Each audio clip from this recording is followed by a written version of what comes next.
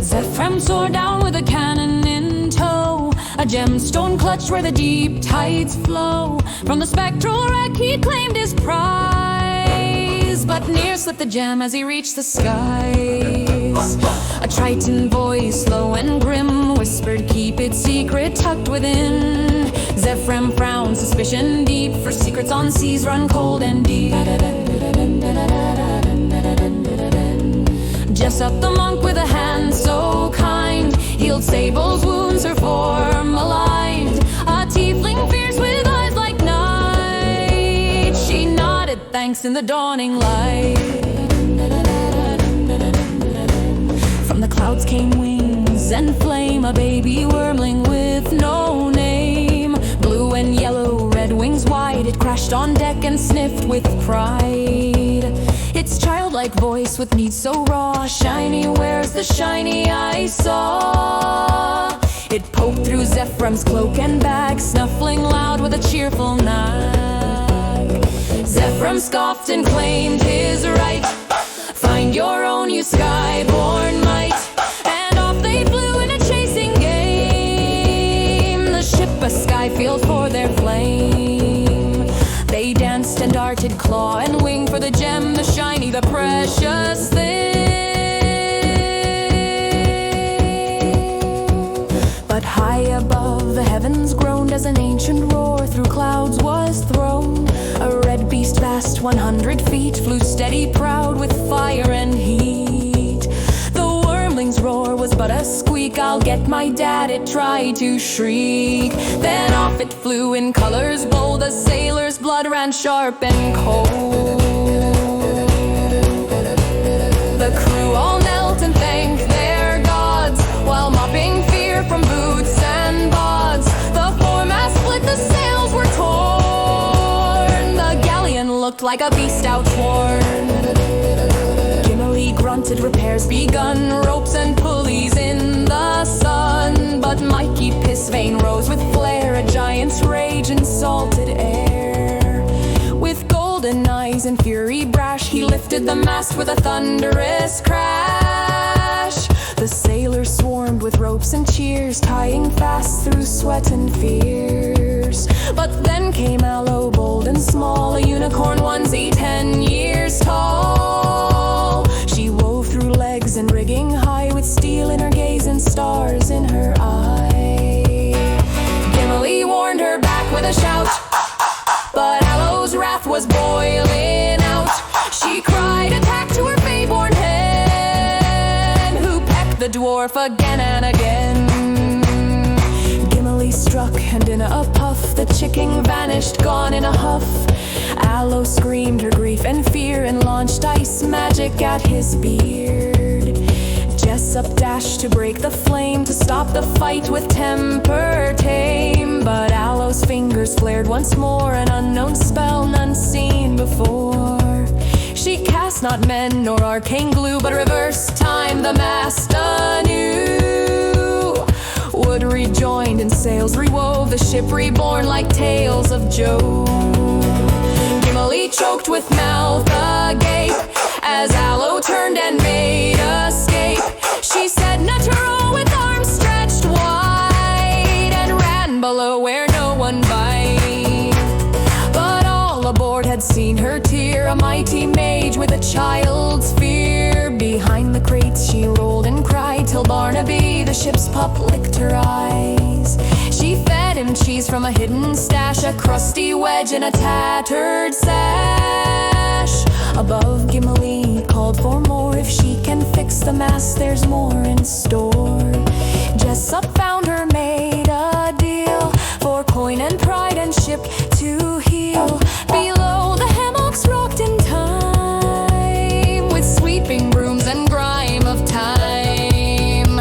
Jessup, Zephram, Pissvane too stepped through the mess with a job to do. But Barnaby ran with joy unchecked, behind Aloe sneaked across the deck, toward the pie-filled galley door, where magic waits and ovens roar. In the kitchen, spells were cast, and cheese for dogs was doled out fast. Bibbles and Kara, cook so kind, asked Jessup if he changed his mind. Is she your child? They asked with glee. I'm Uncle Jessup, said he. For coin and task, Allo agreed to fix the ship and do the deed. But first she raced with sneezes near, alongside Wendy, friend sincere. Down to stables, goats and hay, where snot and horses led the way. Wendy sneezed and gave her rules for brushing beasts with sniffly tools. And in the gaze of one large steed, she found a calm, a sense, a need. Not memory, but something true, an anchor rising into view. She nodded once and off they went to mend the ship, their power spent. Her magic strange, her muttering deep, yet planks obeyed and nails did lead. The hull was stronger than before, with whispered upgrades, whispered more. And when the work was finally done, Allo's small hand reached for a bun. She ate a pie, her hunger wide, while Jessup burned the coin with pride. He lied to her, or so she thought, gave her 8 gold, said that was a lot. But truth was 10, the promised half, and when he fessed up, she did not laugh. She turned away, her trust now bent, and plotted pranks with dark intent. He's lying again, Allo muttered inside, a trick and deceit that I will not abide. He's lying again, Allo muttered inside, a trick and deceit that I will not abide. She climbed to her hammock with Feywild hen, and plotted her vengeance again and again. Below in the hold where the hammocks sway, Allo dreamed vengeance in her quiet way. No shouting or tantrum, no rage to declare, just schemes in the shadows she'd set to snare. The sun above crept slow through the sky, the crew all moved with a wearied sigh. Mikey Pissvane's praises rang wide as tales of the Golden Fury did ride. Zephyr emerged with cannon in hand, a ghostly relic from deep sea sand. He twisted the knobs, but no light did appear, no spectral blaze for the gunners to cheer. With flaming grease and Mikey's might, they aimed the cannon, but it still weren't right. Then Zephyr recalled the gemstone's glow, and placed it within with a careful stow. It spun with a hum, flared blue and bright blue flame, bursting to salt-scented night. The cannon roared loud with a ghostly cry, firing rounds that shimmered as they flew by. 3 bolts he fired in triumphant cheer, arcing poured over waters clear. Back in her hammock, Allo gave a twitch, her dream took a turn, her mood made a switch. As dusk rolled in and the clouds drifted free, Jessup stood tall, greeting the sea. Sable stood calm with her hand on the wheel, wind at her back, the ship with good keel. He cast her a spell for her aching brow, she smiled and thanked him with gentle bow. Pray with me, Jessup, she whispered low, and the magic of quiet began to flow. He prayed with words both humble and plain, and silence fell gentle as soft spring rain. She left with a nod, her thanks now said, and Jessup stood still, his thoughts well fed. Then Allo appeared with a gaze so clear, and leaned in close to whisper near. I suggest you sleep and dream of a tower that traps and deceives in its cold stone power.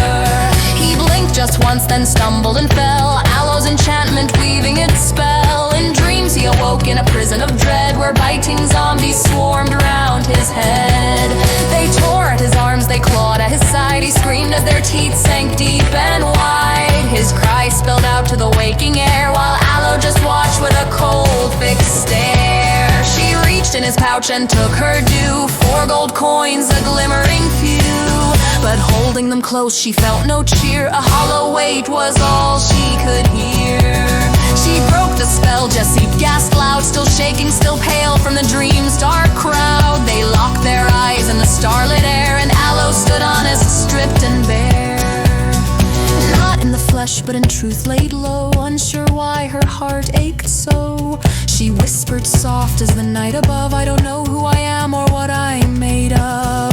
Yet the planks obeyed and the nails leapt true. The hull grew stronger, seems like new. When all was done, she reached for a bun and ate